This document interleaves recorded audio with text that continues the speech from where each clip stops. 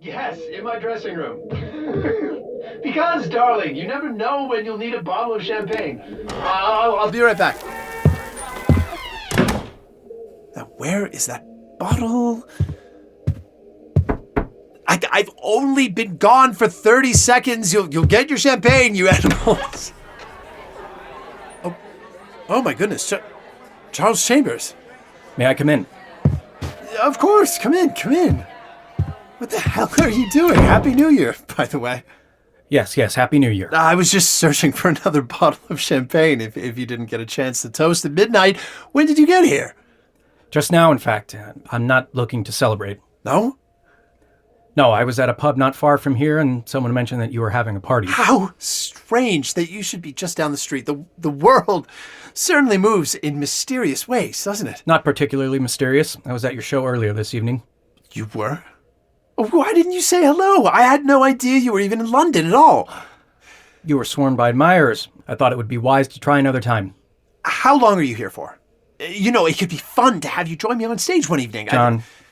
Are you sure I can't get you a drink? I know I have a fairly decent bottle of champagne somewhere around here. John, we need to talk. Come on, have a drink with me, please. I've had plenty tonight, thank you. Charles Chambers, are you drunk? Do I sound drunk? No, you don't, which is very irritating because you certainly look a little sozzled. Glassy eyes, unsteady posture, but of course you would still be able to speak with perfect clarity. Clarity is what brought me here. I've been endeavoring to have this conversation with you for some time. Good God, man, you certainly are grim-faced for a man at a party. Sit. Now, tell me why you've tracked me down after midnight, inebriated, all to have a conversation. You were right. I know. About what? Something happened to us. 23 years ago, something happened to us in that act. Must we talk about it? Yes, that. What, you worked yourself into a froth about it the last time we saw each other? It was hardly a froth. And now you don't want to discuss it? I don't see what there is to discuss. You and I performed a magic trick, something went wrong, and now we don't seem to be aging. And you don't know what there is to discuss? Be serious. I am. As far as I can tell, there's not very much we can do about it except wait and see and enjoy ourselves in the meantime. Enjoy?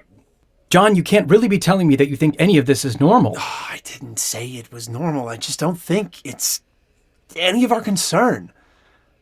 Whose concern would it be? It only affects us, as far as I can tell, thank God. You're behaving as if you're angry about this. I am, are you not? Angry? About accidentally finding the Fountain of Youth? Well, no, Charles, I'm not angry about that at all. Why on earth are you? Because it's unnatural. We're in the business of unnatural. You are. I've given it up. I was wondering about that. I haven't seen your name on any marquee or theatrical calendar in years. Why? You're still a young man. No, I'm not. Neither are you. We're in our 50s. Are we? Really, think about it, Charles. Are we actually in our 50s? We've been on this earth for 50-some odd years. Don't you think that's what matters? When the body is still 30, I don't think it matters at all how long it's been walking around. So you don't think it's noteworthy that it's been 23 years, nearly a quarter of a century, since either of us have gained a gray hair or a new wrinkle? Certainly it's noteworthy. I'm just not sure why you're talking about it like it's a problem. When does it end? John, what did we do to ourselves? Are we... Many years ago, you said you'd be naive to expect my gratitude. Did I?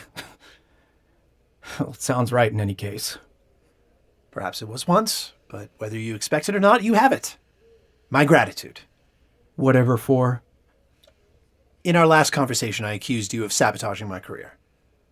I know, I remember. But you may have given me a great gift after all. My career has never been better, and it seems I have unlimited time in which to improve upon it.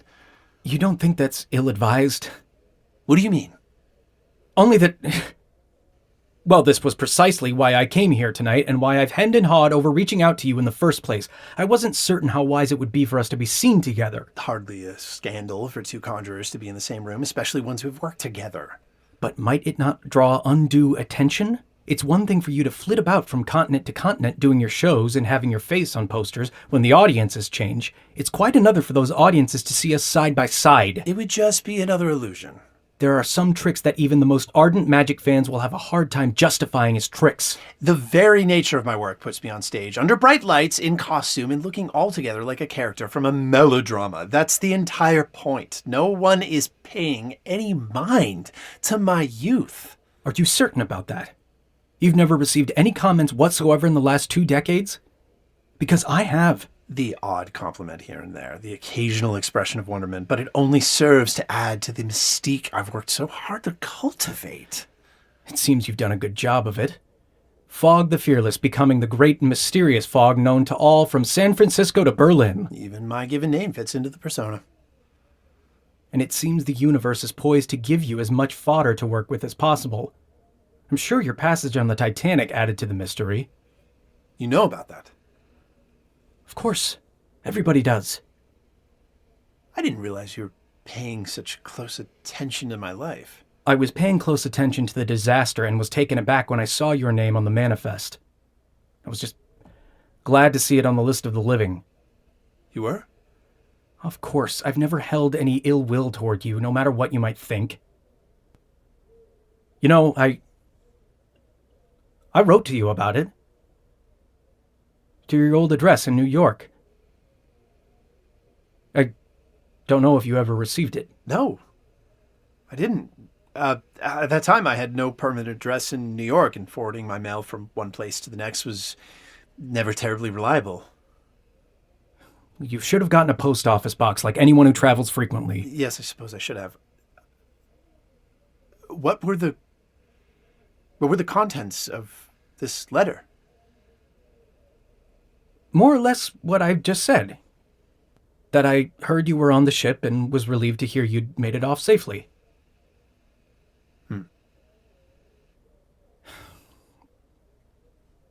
All right, well, that isn't entirely accurate. I also asked if, now that you were back in the States, you would be open to a meeting. I would have been. I'm sorry. I never got the letter, though I did leave the States to come back here a few years later. Why? Not sure I'd ever get back on a transatlantic vessel after what you experienced. Well, we do what we have to for our art, don't we? And I was offered the residency here, which I could hardly say no to.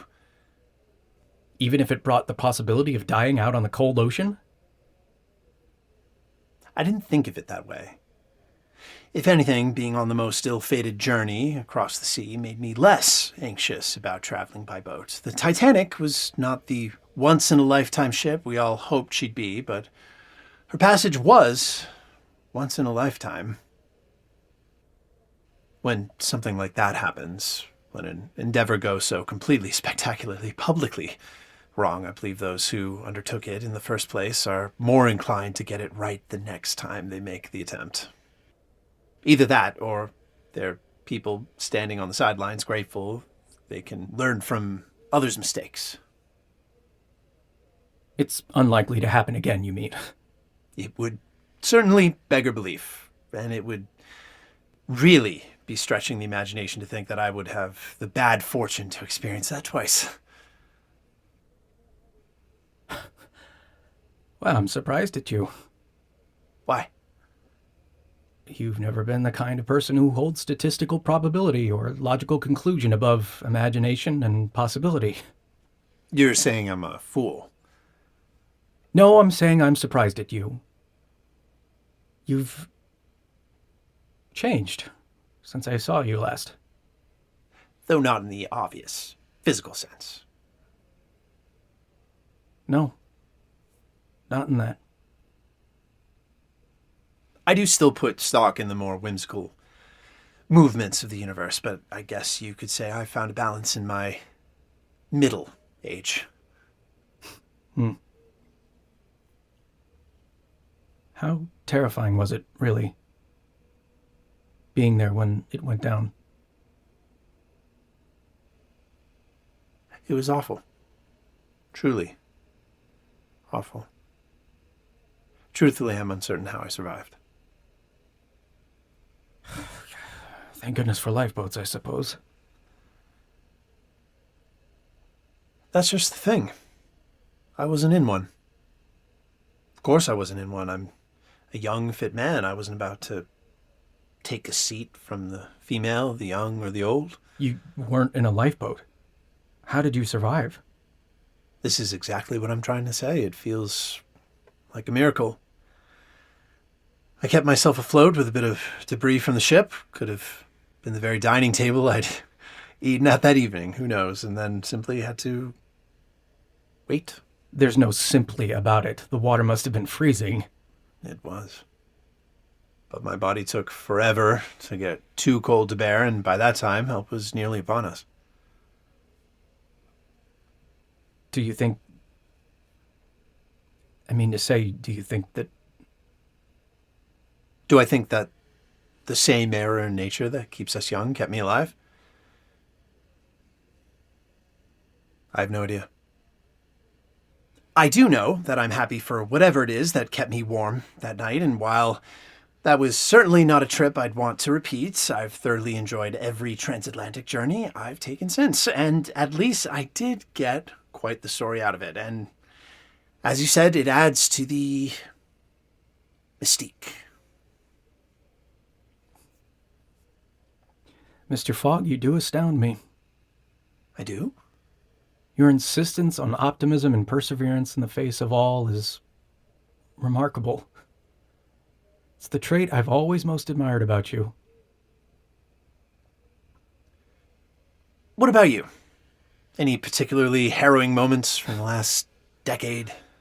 Oh, just the usual horrors of life. Love and loss and money woes and feast and famine and everything else that makes up our human existence. Love and loss? My mother died. Very sorry to hear that. Thank you. I know you never had a close relationship with your parents. You have no idea what my parentage is, you mean? Yes, I guess I do mean that. I suppose I always assumed that if you did have parents still, or a connection to them, I'd know who they are. That is how New York society works. Exactly. No, you're right. I don't have a relationship with them. You, in fact, may know who they are. Not that they're the cream of society or anything, but I've not been considered a son of theirs for a very long time. They were perfectly ordinary parents, but with expectations I had no interest in filling. Because of that, any connection was severed long, long ago. I'm sorry. I'm not. They're not important to me. They could be dead for all I know. I've never lingered on the past. I see. That's not to say you shouldn't be lingering on your mother's death. Calm yourself, Mr. Fogg. I don't take offense. It was several years ago now, but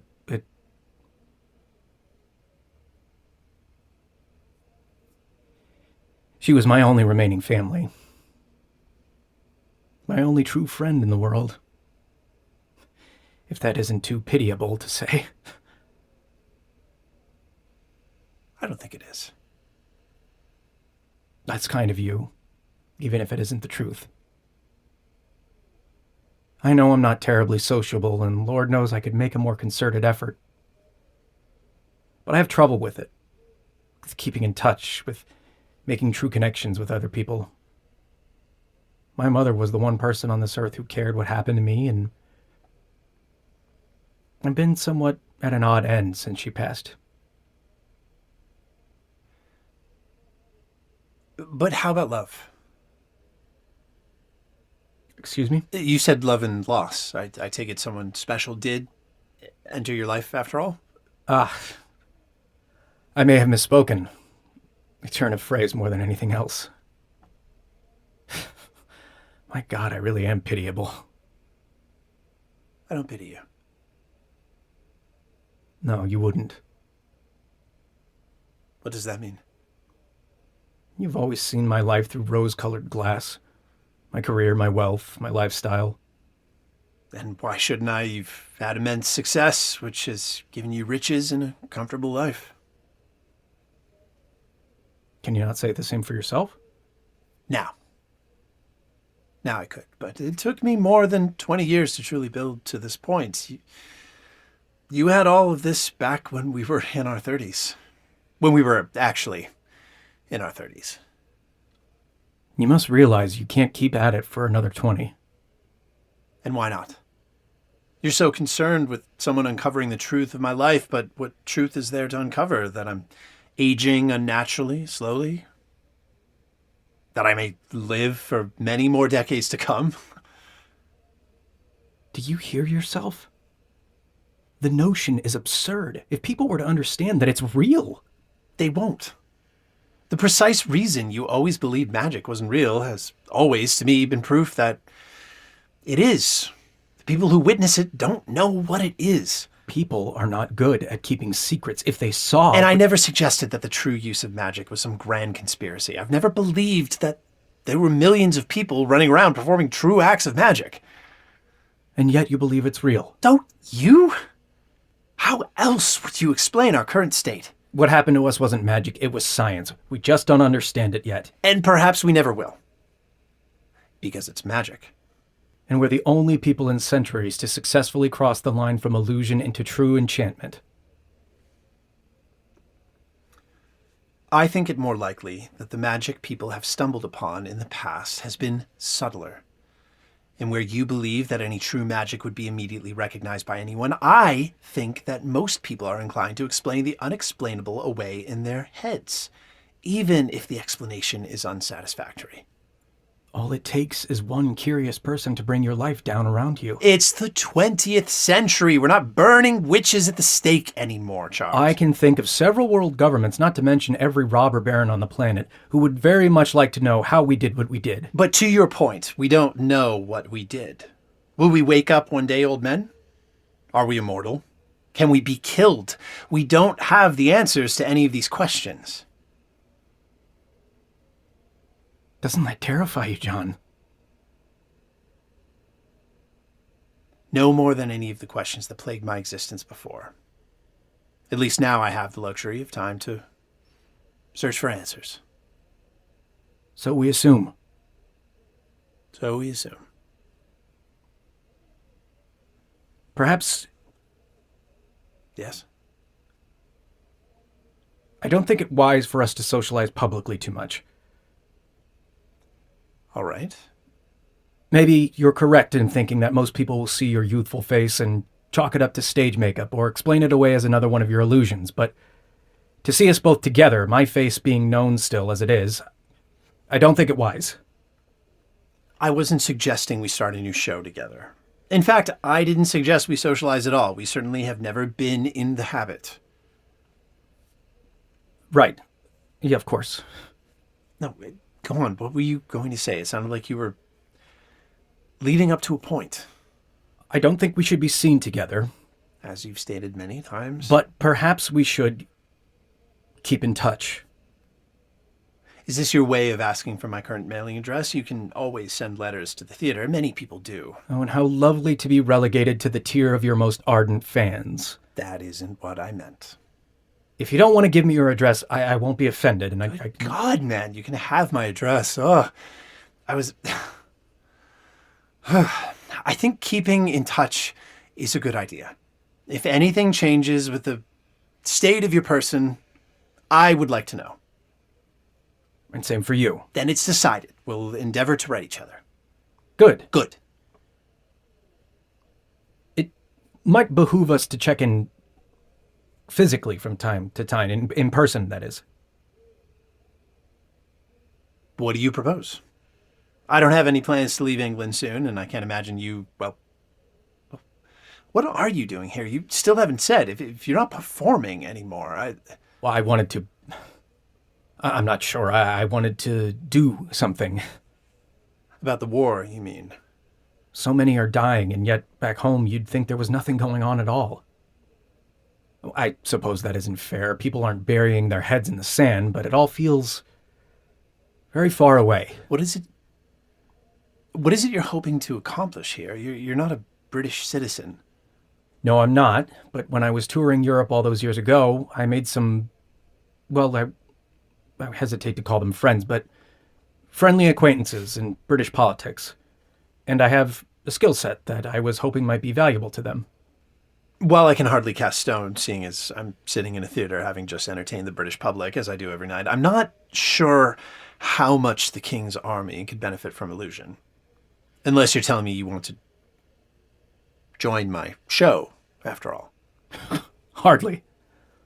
I'm sure you think me incredibly frivolous for having a show in London at all in this particular moment, but people need joy. I understand it perfectly. I don't think it frivolous. Though I'm sure you're engaging in much frivolity yourself. Never seen an audience so predominantly female before. You must be having yourself a grand time. That is mainly due to the war than any of my particular charms, but you're right. After all, I need joy too. Indeed. So is that the service you'd provide to the war effort? Joy? You underestimate me, Mr. Fogg. It isn't illusion I'd want to offer to the cause, but rather my extensive experience in explosives. Ah, yes, that. I forgot you were a chemist before you were a magician. Only chronologically. Once I realized I could use my knowledge of chemistry to create illusions, my interest in the profession on its own waned. And now? If the Brits don't have any interest in your creative capabilities to blow things up, will you become a professional chemist again? I'm not sure. I don't think so. It's certainly been too many decades, and I was only an assistant back then. I wouldn't know where to start. No, I'm not sure what I'll do. Wait another 10 years and you could most likely go right back into conjuring with a new name, with audiences none the wiser. Is that your plan? Or will you be the great and mysterious Fogg for time in memoriam? Who knows? We'll just have to wait and see. Speaking of which, back on task. These in-person gatherings you suggest. It might be prudent. I think it's a good idea. The question is of when and how often. The where we can decide through correspondence. Can we not decide the other details as well? We could. But given our own self-described inability to keep in touch, I suggest we make a commitment now to something. All right. I've just realized, New Year's. You and I always seem to meet at New Year's, don't we? Yes, I guess we do. New Year's Day is as good as any. Something appropriately cyclical. Do you know, thinking back on that last New Year's party we were at? In some ways, it feels like yesterday, doesn't it? In some ways. The world is so different now than it was, but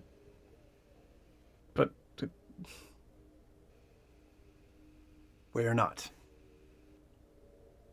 We're not. Time has been moving differently for me these past few years. I know what you mean. An ordinary relic of getting older, I know. Time passing you by on swift wings. But it's worse when you don't see it in your own reflection. Or maybe not worse. More pronounced. Exactly. So, not yearly meetings, not enough time to demonstrably measure change. I propose every 13 years.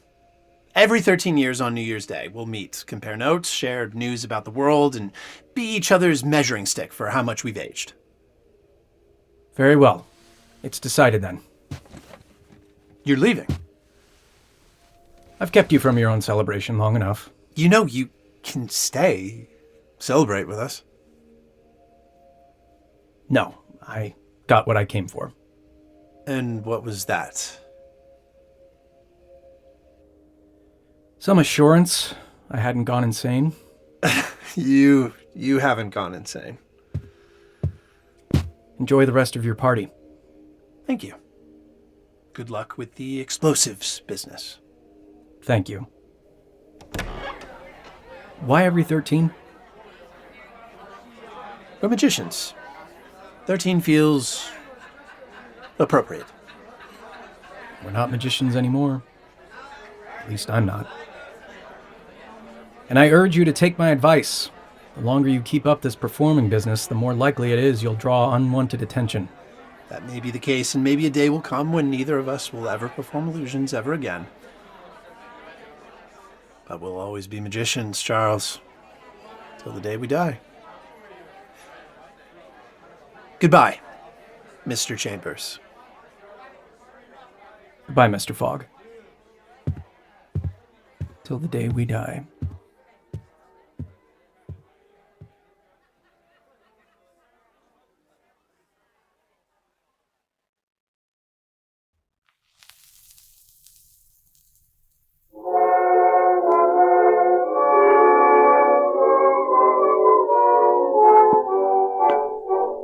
Atypical Artist presents New Year's Day by Lauren Shippen, starring Andrew Nowak and Brigham Snow.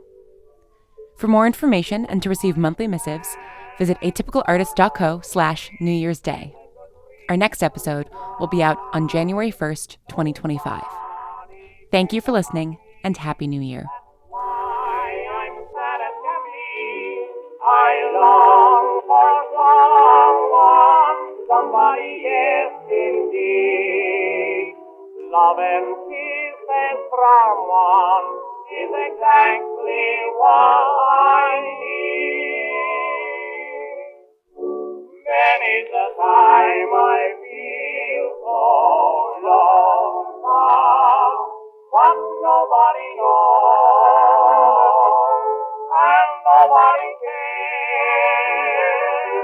I've grown so tired of being by my own self. I want somebody to hug, cuddle and sung, and comfy as a little bit of bug in a rug. Oh, many's the time I feel like falling, but nobody knows, and nobody cares. I guess I'll write out a little ad that I want some loving so bad.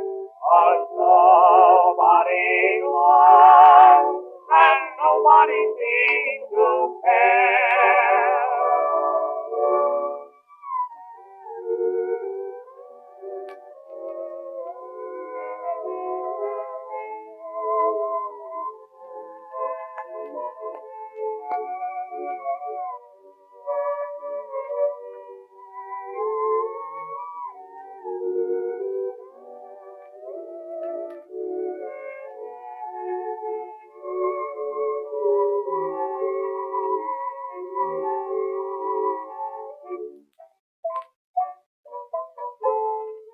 Many's the time I feel like going, but nobody knows, nobody cares. I'm going to advertise, I've got the blues in the matrimonial news. 'Cause nobody knows.